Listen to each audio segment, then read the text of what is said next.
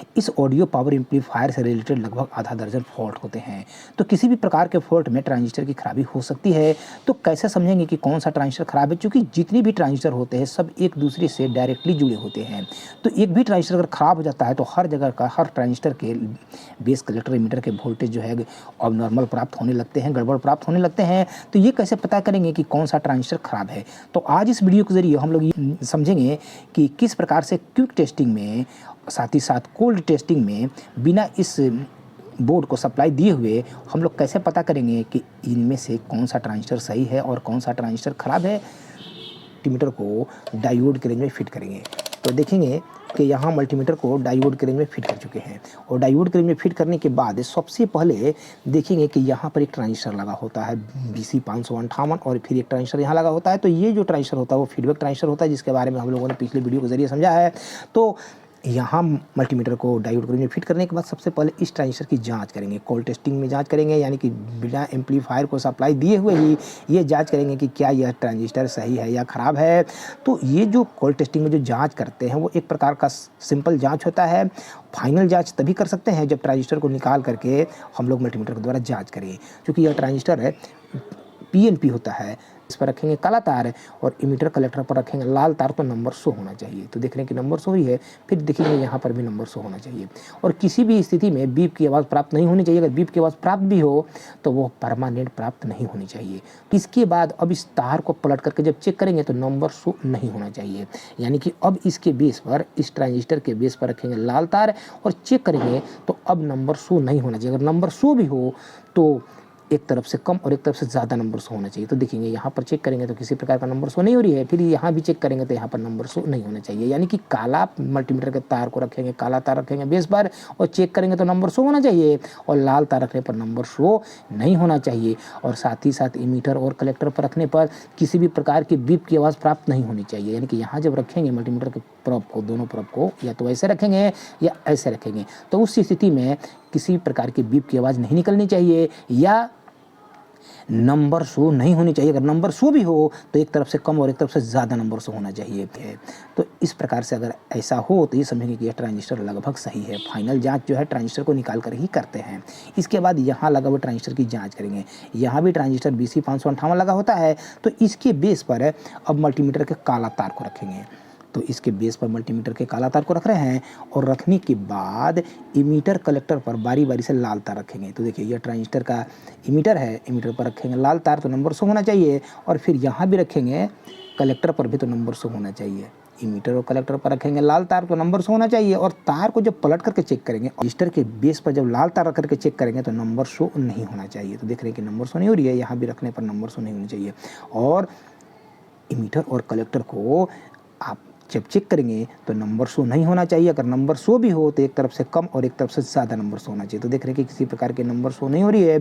और इसको पलट करके भी चेक करेंगे तो नंबर 100 नहीं होने चाहिए। अगर नंबर 100 भी हो तो नंबर हाई 100 होना चाहिए। और दूसरी बात कि किसी परिस्थिति में इमीटर और कलेक्टर को आपस में बीप की आवाज़ नहीं निकलनी चाहिए। अगर बीप की आवाज़ दे तो उस स्थिति में ट्रांजिस्टर को ख़राब मानेंगे। ठीक इसी तरीके से एक यहाँ ट्रांजिस्टर लगा होता है जिसका नंबर होता है BC548। BC548 चूँकि NPN ट्रांजिस्टर होता है तो इसके बेस पर अब रखेंगे लाल तार, इसके बेस पर रखेंगे लाल तार है, और इमीटर और कलेक्टर पर रखेंगे काला तार। तो रखेंगे तो नंबर 100 होना चाहिए। तो देख रहे हैं कि नंबर 100 ही है। और यहाँ भी रखेंगे तो नंबर 100 होना चाहिए। यानी कि इसके कलेक्टर पर भी रखेंगे तो नंबर 100 होना चाहिए और इमीटर पर भी रखेंगे तो नंबर 100 होना चाहिए। कब? जब ट्रांजिस्टर के बेस पर रखेंगे लाल तार तब। और इसके तार को जब पलट करके चेक करेंगे, यानी कि अब मल्टीमीटर के काला तार को इस ट्रांजिस्टर के बेस पर रखेंगे और इमीटर कलेक्टर पर जब लाल तार रखेंगे तो नंबर 100 नहीं होना चाहिए। अगर नंबर 100 भी हो तो एक तरफ से कम और एक तरफ से ज़्यादा नंबर 100 होना चाहिए। तो देखेंगे कि यहाँ पर कुछ नंबर जो है 900 के आसपास नंबर 100 हो रही है, 979 है, और यहाँ पर नंबर 100 नहीं हो रही है। और इसके इमीटर और कलेक्टर पर जब रखेंगे तो उस स्थिति में नंबर 100 नहीं होनी चाहिए। अगर नंबर 100 भी हो तो एक तरफ से कम और एक तरफ से ज़्यादा नंबर 100 होना चाहिए। तार को पलट कर चेक करेंगे तो एक तरफ से कम, एक तरफ से ज़्यादा नंबर 100 होना चाहिए, या नंबर 100 नहीं होना चाहिए, जो कि नंबर 100 नहीं हो रही है। और किसी भी स्थिति में इस दोनों लेग को आपस में कंटिन्यूटी 100 नहीं करना चाहिए, यानी कि बीप की आवाज़ प्राप्त नहीं होनी चाहिए। इस प्रकार से यह तीसरा ट्रांजिस्टर की भी जाँच कर ली। अब आइए यहाँ पर चौथा ट्रांजिस्टर यहाँ लगा होता है जिसका नंबर होता है BC548।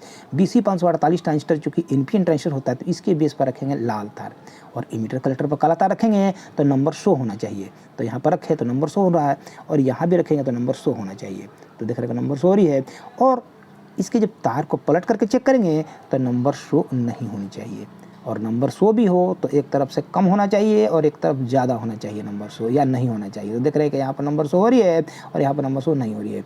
और दूसरी बात है कि ये इमीटर कलेक्टर को जब चेक करेंगे तो नंबर शो नहीं होना चाहिए। अगर नंबर शो भी हो तो नंबर कम में डिफरेंस आना चाहिए, यानी कि एक तरफ से नंबर कम और एक तरफ से नंबर ज़्यादा शो करना चाहिए। अगर एक बराबर नंबर शो करे दोनों तरफ तार को पलटने पर तो उस स्थिति में इस ट्रांजिस्टर को ख़राब मानेंगे। इसको फाइनल जांच जो है ट्रांजिस्टर को निकाल करके मल्टीमीटर के द्वारा जांच करेंगे। और एक ट्रांजिस्टर यहाँ लगा होता है जिसका नंबर होता है BD 139। BD 139 जो ट्रांजिस्टर होता है उसका यहाँ पर बेस लगा होता है, यहाँ पर कलेक्टर और यहाँ पर इमीटर। इस ट्रांजिस्टर की जांच करने के लिए, चूंकि यह ट्रांजिस्टर NPN होता है, तो इसकी जांच करने के लिए मल्टीमीटर के रेड प्रॉब को इसके बेस पर रखेंगे, और बेस पर रखेंगे लाल तार को, और रखने के बाद इसके इमीटर कलेक्टर पर बारी बारी से काला तार को रखेंगे तो नंबर शो होना चाहिए। और देख रहे हैं कि नंबर शो हो रही है। और जब इसके तार को पलट करके चेक करेंगे, यानी कि ट्रांजिस्टर के बेस पर अब काला तार को रख करके और बारी बारी से इमीटर और कलेक्टर पर जब लाल तार रखेंगे तो नंबर शो नहीं होनी चाहिए। यहाँ रखेंगे तो नंबर शो नहीं होनी चाहिए। ये इमीटर और कलेक्टर है। इमीटर और कलेक्टर पर जब हम लोग चेक करेंगे इस मल्टीमीटर के द्वारा, एक स्थिति में चेक करेंगे तो नंबर शो अगर हो भी तो कम नंबर शो होना चाहिए, और दूसरी स्थिति में जब चेक करेंगे तो नंबर ज़्यादा शो होना चाहिए या नंबर शो नहीं होना चाहिए। तो देख रहे हैं कि एक तरफ से नंबर जो है कम है और एक तरफ से नंबर ज़्यादा जो है आपको शो हो रही है। तो इस प्रकार से कम और ज़्यादा शो होना चाहिए, और किसी भी परिस्थिति में यहाँ पर चेक करने पर बीप की आवाज़ प्राप्त नहीं होनी चाहिए, बीप की आवाज़ नहीं निकलनी चाहिए। इस प्रकार से ऐसा हो तो ये समझेंगे कि ये भी ट्रांजिस्टर लगभग सही है। फाइनल जांच ट्रांजिस्टर को निकाल करके ही इस मल्टीमीटर द्वारा करते हैं।